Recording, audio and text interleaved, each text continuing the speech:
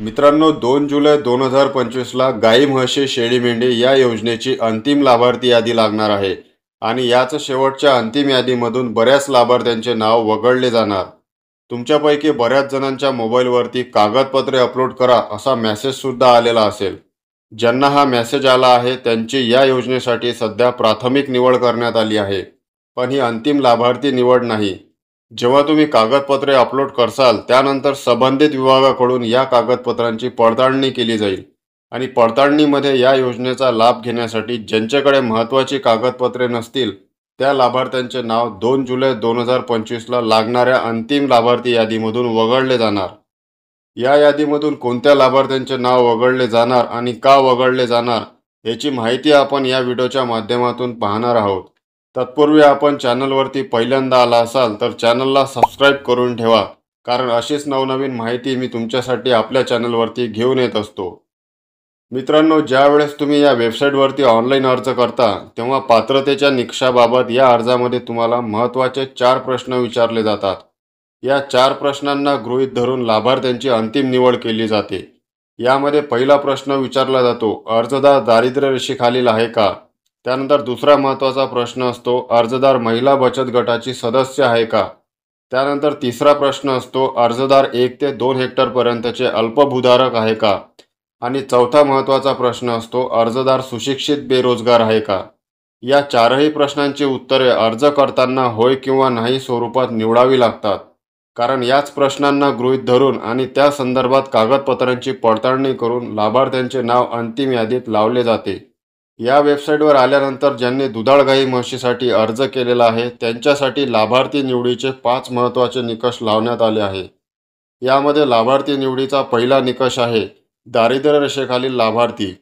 त्यानंतर दुसरा निकष आहे 1 हेक्टरपर्यंतचे अत्यल्प भूधारक शेतकरी. त्यानंतर तिसरा निकष आहे 1 ते 2 हेक्टरपर्यंतचे अल्पभूधारक शेतकरी. त्यानंतर चौथा निकष आहे सुशिक्षित बेरोजगार आणि 5वा महत्त्वाचा निकष आहे महिला बचत गटातील लाभार्थी. या 5 पैकी तुम्हाला या संदर्भात एक तरी डॉक्युमेंट जोडणे बंधनकारक आहे. तुम्ही दारिद्र्य रेषेखालील असाल तर दारिद्र्य रेषेचे प्रमाणपत्र जोडा. शेतकरी असाल तर शेतीचा 7/12 जोडा. सुशिक्षित बेरोजगार असाल तर रोजगार केंद्रात नोंद असलेले प्रमाणपत्र जोडा. महिला बचत गटाचे सदस्य असाल तर बचत गटाचे प्रमाणपत्र जोडा. जर का तुमच्याकडे या 5 पैकी एकही डॉक्युमेंट नसेल तर तुमचे नाव गाई म्हशीच्या अंतिम निवड यादीत लावले जाणार नाही. इथे तुम्ही पाहू शकता महिलांना यामध्ये 30% प्राधान्य देण्यात आले आहे. त्यानंतर शेळी मेंढीसाठी ज्या लाभार्थ्यांनी अर्ज केला आहे त्यांच्यासाठी सुद्धा यामध्ये लाभार्थी निवडीचे हेच 5 निकष लावण्यात आलेले आहेत. याच 5 निकषांना गृहीत धरून आणि त्या संदर्भात कागदपत्रांची पडताळणी करून लाभार्थ्यांचे नाव 2 जुलै 2025ला लागणाऱ्या अंतिम निवड यादीत लावले जाणार. मी तुम्हाला व्हिडिओच्या सुरुवातीला या योजनेच्या लाभासाठी 4 प्रश्न दाखवले होते. बरेच जण अर्ज करताना काय करतात, अर्जदार दारिद्र्य रेषेखालील आहे का यासाठी नाही हा पर्याय निवडतात. त्यानंतर महिला बचत गटाचे सदस्य आहे का यासाठी सुद्धा नाही हा पर्याय निवडतात. त्यानंतर अर्जदार 1 ते 2 हेक्टरपर्यंतचे अल्पभूधारक आहे का या प्रश्नासाठी सुद्धा नाही हा पर्याय निवडतात.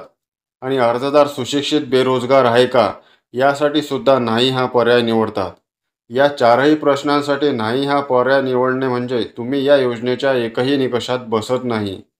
तुमचे नाव अंतिम यादीत आले पाहिजे म्हणून तुम्हाला या 5 निकषापैकी एक तरी निकषाचा डॉक्युमेंट जोडावा लागणार आहे, तरच तुमचे नाव अंतिम यादीत येणार, अन्यथा तुमचे नाव अंतिम यादीत लागणार नाही. तर मित्रांनो, या व्हिडिओमध्ये आपण 2 जुलै 2025ला लागणाऱ्या अंतिम निवड यादीमधून कोणत्या लाभार्थ्यांचे नाव वगळले जाणार याबाबत पाहिलेलं आहे. या संदर्भात तुमचा काही प्रश्न असेल तर खाली कमेंट करून नक्कीच विचारा. चला तर भेटूया पुढच्या व्हिडिओमध्ये नवीन माहितीसह. धन्यवाद.